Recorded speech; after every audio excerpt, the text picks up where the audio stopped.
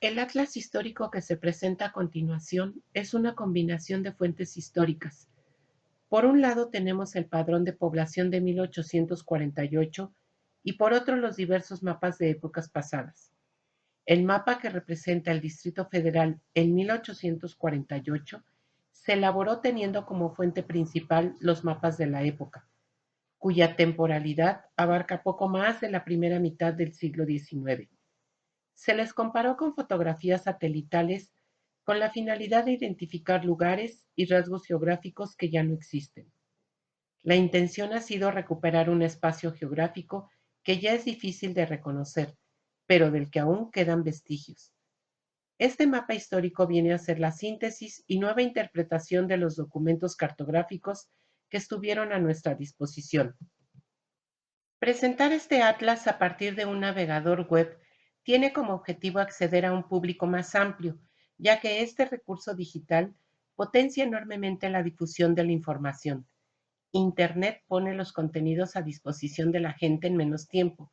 Sin embargo, el uso de esta tecnología implica lidiar con diversos problemas que emanan de la saturación y variedad de la información. Las ventajas de un navegador web, además de ampliar y facilitar la disposición del contenido, admite su difusión en diferentes plataformas y dispositivos electrónicos. Se puede llevar el mismo contenido en Android, Windows o iOS y es posible visualizarlo en teléfonos inteligentes, tabletas y computadoras sin la necesidad de aprender el lenguaje y las directivas de programación para cada dispositivo.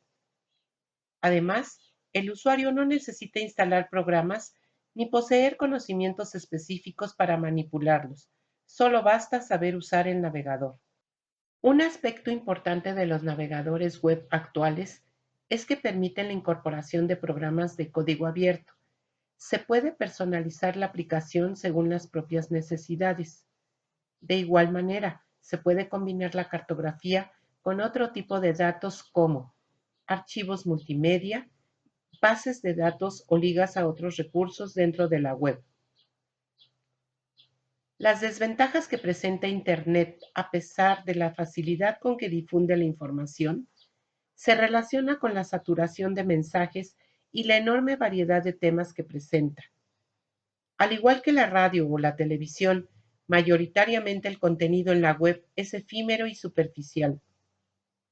El constante bombardeo de temas y mensajes que alternan entre los tiempos laborales y de ocio producen falta de concentración y de atención del usuario, por lo que se dificulta la asimilación de textos o temas complejos como el que se trata en el presente atlas.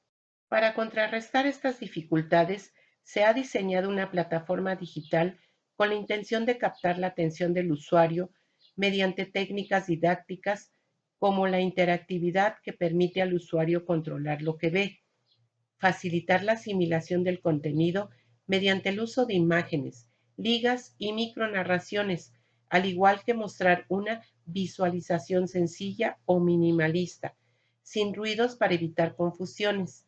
De esta manera, se pretende incidir en la atención del usuario y facilitar la comprensión del contenido.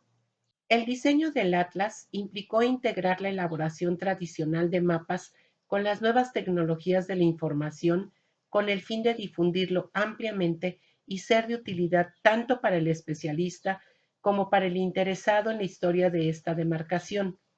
Además, divulgar este trabajo a través de las tecnologías basadas en la web ha ofrecido ventajas sobre otros medios y soportes técnicos tradicionales como los mapas en papel.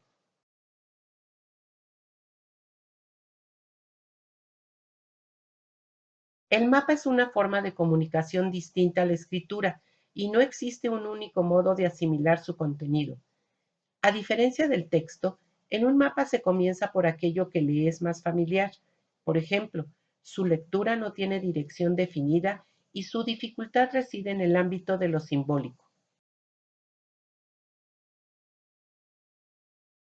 Tradicionalmente, un atlas está compuesto por una serie de mapas en donde se visualiza un determinado tema. Llevarlo a la web ha requerido cambiar algunos aspectos que lo favorecen.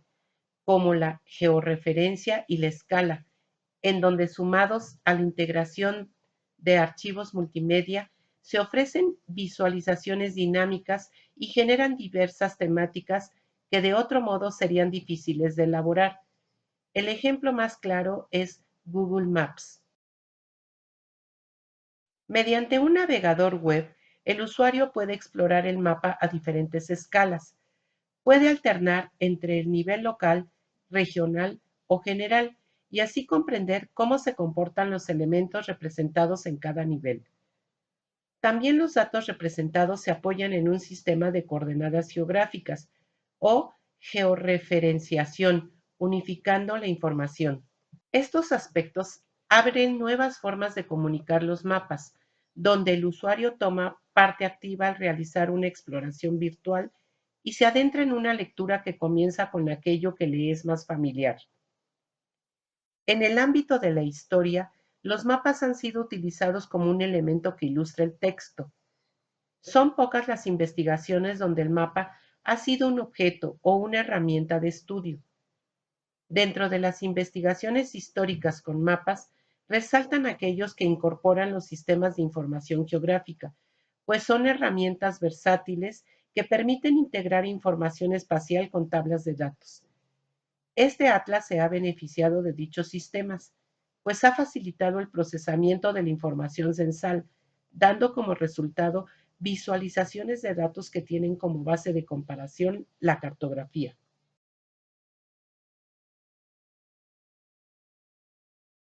La principal labor como historiadores fue reconocer lugares que ya no existen o que han cambiado casi en su totalidad.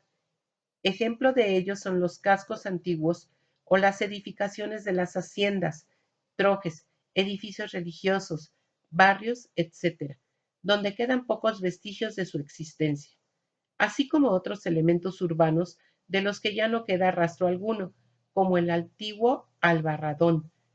Otros, por ejemplo, son los nombres del lugar como el Rancho de Cartagena, que en otro tiempo se le denominó Rancho de los Tepetates. En el Padrón de Habitantes de 1848 se registra este lugar como parte de la Hacienda de la Asunción, pero no en los mapas. Identificar e interpretar estos rasgos en el espacio geográfico han servido de guía para decidir qué elementos se dibujan y qué otros se desechan. Estas minucias de la cartografía han sido aclaradas con otras fuentes, como las documentales y el trabajo de campo.